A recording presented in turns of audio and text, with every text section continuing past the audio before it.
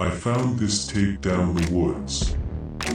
It's safe to say I shouldn't watch it. During my hike in the woods, I stumbled across this tape that I found on my trip.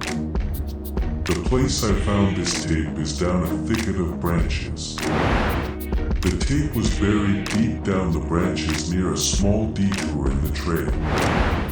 The only reason I found this tape is after we cleared this small pile for us to set up camp, there it was, a tape lying underneath the pile. It's almost as if someone was hiding this thing underneath the pile. I grabbed it and stashed it in my bag for the future, and I continued on with my hike for the next couple of days. When I got home, I then looked closely at this tape that I just got. The tape is a VHS tape with a paper note titled for Mom.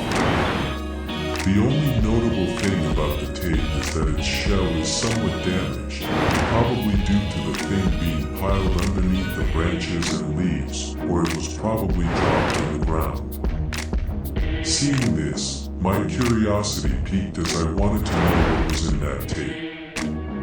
I decided to buy a tape recorder, the cheapest one I could possibly find.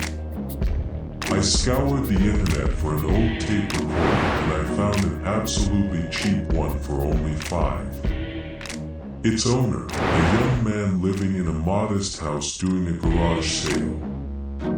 He told me that he decided to sell off some of his father's belongings as he doesn't need any of it anymore, and he is willing to get rid of it for an absolutely cheap price. I bought it, plugged it in my TV, and finally, I placed the tape inside the recorder and played it. The recorder was that archaic as the quality of the image was compressed in a 4:3 format, which meant it left lots of space to the side of my TV screen. The recorder began to play the footage in it. The footage starts with a man recording their journey in the woods, just walking by the trail. The camera person wandered aimlessly in the woods, only stopping when he wanted to point the camera somewhere else and look around. This went on for a couple of minutes before I finally saw something that raised my eyebrows. When the camera person walked towards a thick set of bushes, he then began to point the camera somewhere, but at first it was completely out of focus when we saw it.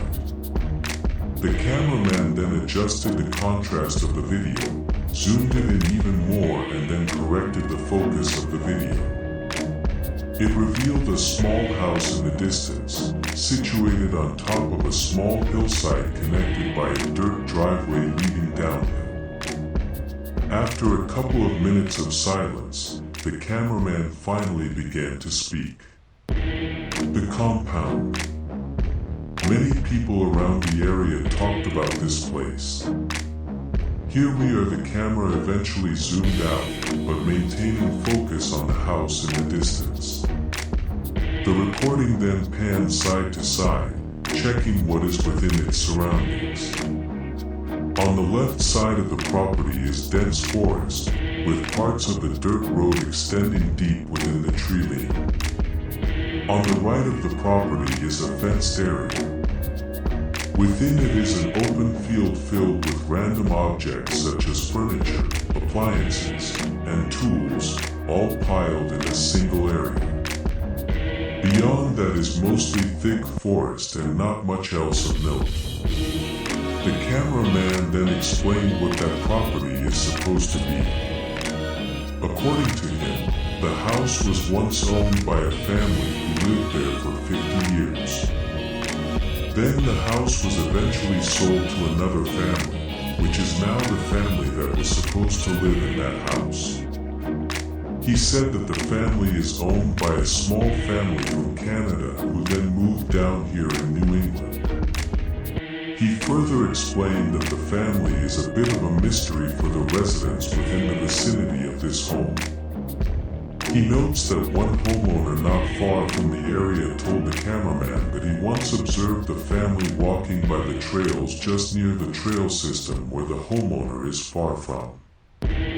He claimed that the father of the family was talking about something, one where he noted that the mother looked at the father blank-eyed, almost as if he said something he shouldn't heed. The children, however, were none the wiser as they strolled the wooded area, oblivious to what is being talked about by the parents.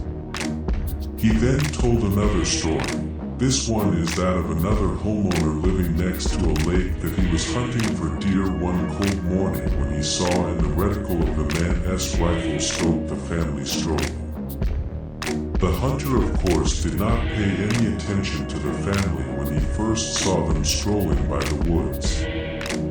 Minutes passed when he veered back at the family once more and he saw a harrowing sight on him. The cameraman can only describe this account as the man saw the family gaze at the hunter's general direction, prompting the man to aim the rifle clearly and see what they will do. The accounts, of course, aren't really out of the ordinary, contrary to what the cameraman has to say about this matter. That changed for the worse when he began detailing the third account of this family. He then retold the account of a hiker who was walking through the wooded area nearby. During the evening when he was about to set camp, the hiker heard a noise, prompting him to look around and locate the source of the noise. The hiker only saw nothing but the forest around him. The hiker then set up his tent for the night and finally rested. That was until he saw a silhouette of a person standing directly outside his tent, alarming the hiker. Before he even unzipped the tent, the figures disappeared, but not before hearing noises from a distance, moving away from the tent. The hiker's story doesn't sound unrelated at first, but the cameraman argued that this is the family in question who decided to approach the tent and investigate.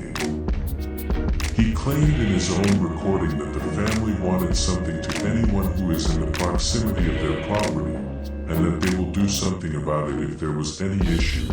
Sounds like someone telling a random person to leave the property if you ask me, but what do I know? The cameraman then began to make a move towards the property and walked towards the house itself. He descended down the slope facing the property and began to sneakily bolt it towards the nearby bushes. There, he hid underneath the bushes, and once he felt secured in his hiding spot, he continued to talk honestly. I thought about it for a while. When I heard about the gossip about this property, my conclusion was that there was a family of doomsday preppers making it known that they are going to hide and they will do it against the will of the world.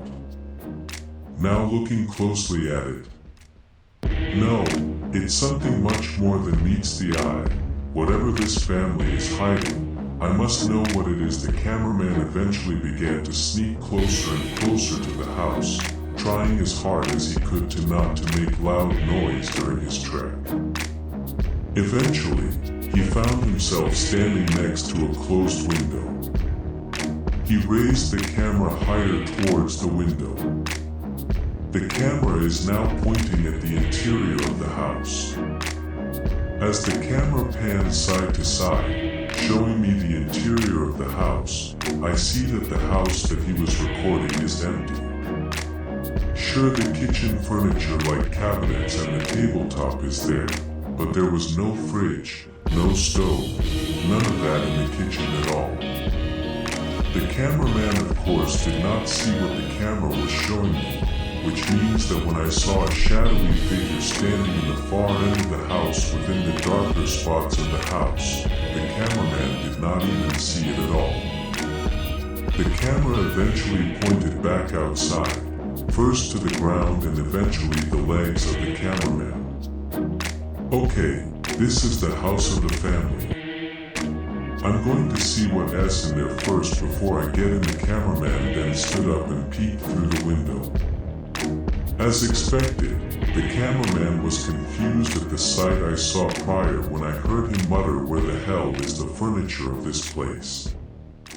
He then gets an even clearer view of the interior. Strange, there is nothing inside this place, he muttered, barely audible within the tape itself. The cameraman eventually